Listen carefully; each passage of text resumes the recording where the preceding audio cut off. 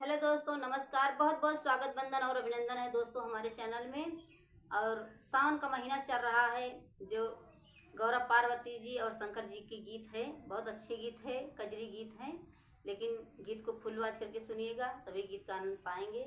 और गीत कैसे लगी आप लोग कमेंट बॉक्स में बताइएगा। बहुत बहुत धन्यवाद, बहुत बहुत स्वागत है। लीजिए, देर ना करते हुए स्टार्ट करते हैं। आप लोग गीत का आनंद लीजिएगा और गीत अच्छी है, फुल आवाज करके जरूर सुनिएगा। फूले तोड़ाई गईली गौरा बाबा फूलवारिया, पहिरी के धानी रंग साड़िया ना। फूल तोड़ाई गईली गौरा बाबा फूलवारिया, पहिरी के धानी रंग साड़िया ना। तोड़ी ली गौरा रानी भांगिया धातुरवा, तोड़े ली बेल कई पतैया ना। तोड़े ली गौरा रानी भांगिया धातुरवा, तोड़े ली बेल कई पतैया ना। फूल तोड़ाई गईली गौरा बाबा के फुलवारिया, पहिरी के धानी रंग साड़िया ना। फूल तोड़ाई गईली गौरा बाबा फुलवारिया, पहिरी के धानी रंग साड़िया ना। नंदी बैल पे चढ़े आवै साधु जोगिया, दिया खी के गौरा डेराई ना। नदी बैल पे चढ़े आवै साधु जोगिया, गौरा देखी गईली डेराई ना।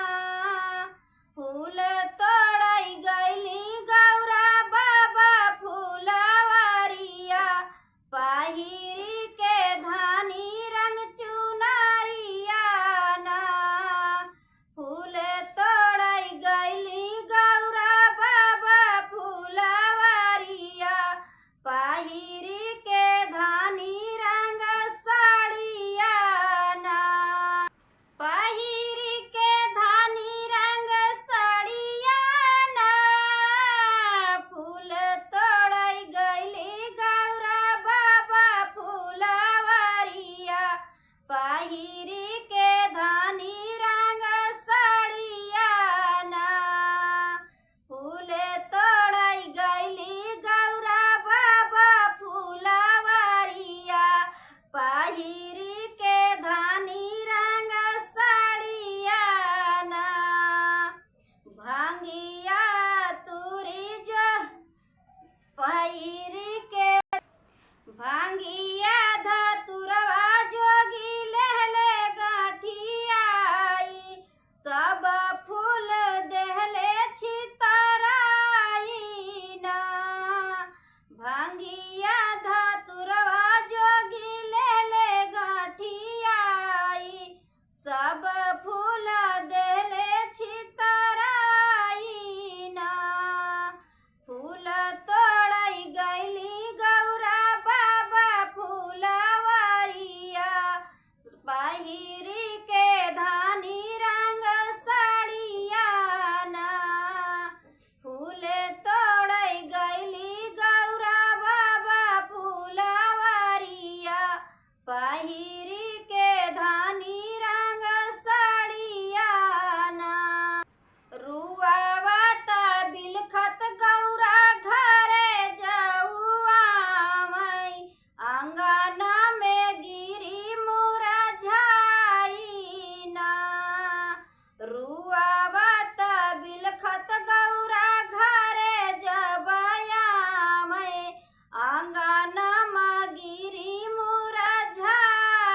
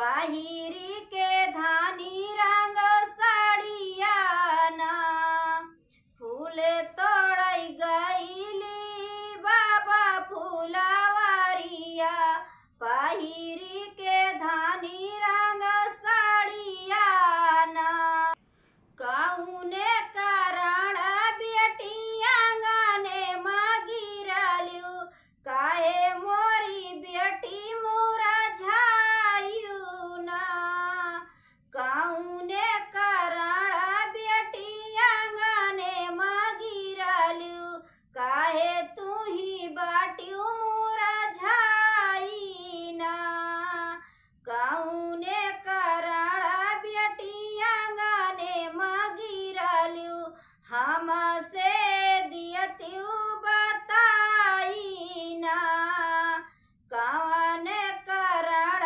बेटिया गाने मगिरलू हमसे दियत्यू बताई ना फूल तोड़ई गईली गौरा बाबा फूलवारिया पहिरी के धानी रंग साड़िया ना फूल तोड़ई गईली गौरा बाबा फूलवारिया पहिरी के धानी रंग साड़िया ना कैसे का कही मैया कैसे बताई हमके तो कुछ न सहाई ना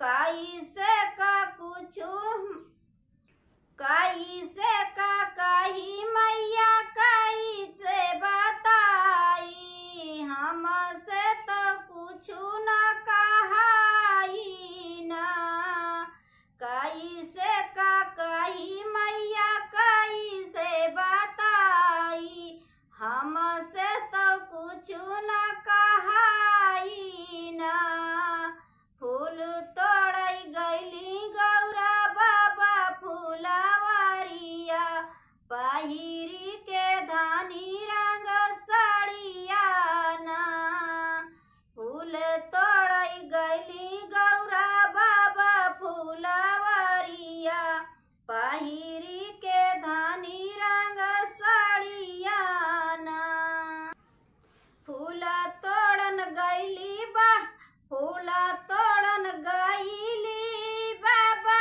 के फुलवारिया गईले एक जोगिया भेटाई ना फूलवा तोड़न गईली बाबा जी के फुलवारिया गईले एक जोगिया भेटाई ना बड़े बड़े जटवा में गंगा जी कई धारावा गले बीचे नागला हराई ना बड़े बड़े जटवा में गंगा जी कई धारावा गले बीचे नागला हराई ना भाषा भाभूतिया जोगियांगा में लगाए तानावा में बिच्छू लटकाए ना भाषा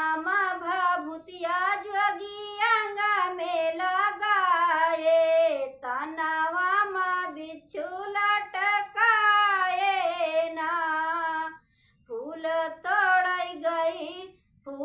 तोड़ई गईली गौरा बाबा फूलवारिया पहिरी के धानी रंग साड़िया ना फूल तोड़ई गईली गौरा बाबा फूलवारिया पहिरी के धानी रंग साड़िया ना बाएं हाथे जोगिया मैया ले लेती रसूलवा दाएं हाथे डमरू बजावे ना बाएं हाथे जोगिया मैया ले लेती रसूलवा दाहिने हाथे डमरू बजावे ना बाघावा कई छलिया बाघावा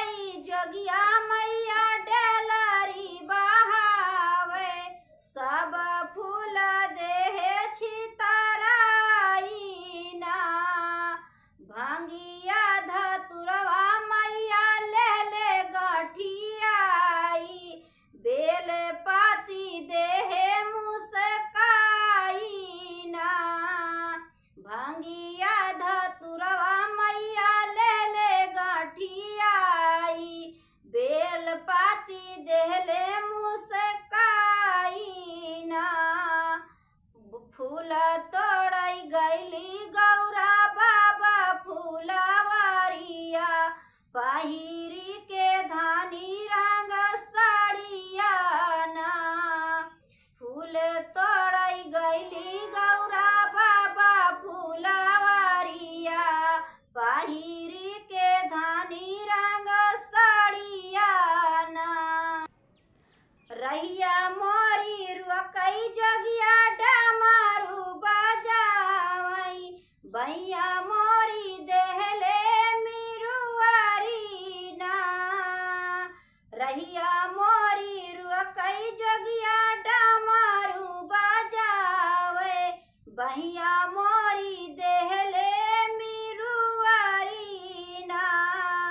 बाबा के बगियावा से हम भगावई उहई देखी गईले डेराई ना। बाबा के बगियावा से हम भगावई उहई देख गईली डेराई ना। फूल तोड़ई गईली मैया बाबा फूलवारिया पहिरी के धानी रंग साड़िया ना।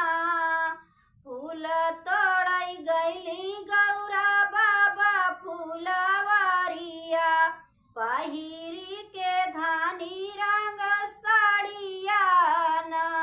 यतनी बचना सुनी मैया मुस्कानी गौरा जी का लागी समझावे ना। यतनी बचना सुनी मैया मुस्कानी गौरा जी का लागी समझावे ना। कि मोरी बेटी तोहरी अकेली भुलानी कि तोहरी सुधिया भुलानी ना। वही तवा है बेटी तीनों लोग के स्वामी बनी है तोहरा सुहागवाना। वही तवा है बेटी तीनों लोग के स्वामी बनी है प्राणनाथ ना। वही तवा है बेटी तीनों लोग के स्वामी बनी है तोहरे सुहागना। फूल तोड़ई गईली गौरा बाबा फूलवारिया पहिरी के धानी रंग साड़िया ना। फूल तोड़ई गईली गौरा बाबा जी के बगिया पहिरी के धानी रंग साड़िया ना। धन्यवाद दोस्तों। गीत कैसे लगी आप लोग कमेंट बॉक्स में बताइएगा और फुल वॉच करके जरूर सुनिएगा तभी गीत का आनंद पाएंगे। सावन का महीना चल रहा है इसलिए सावन में कजरी गीत अच्छी लगती है।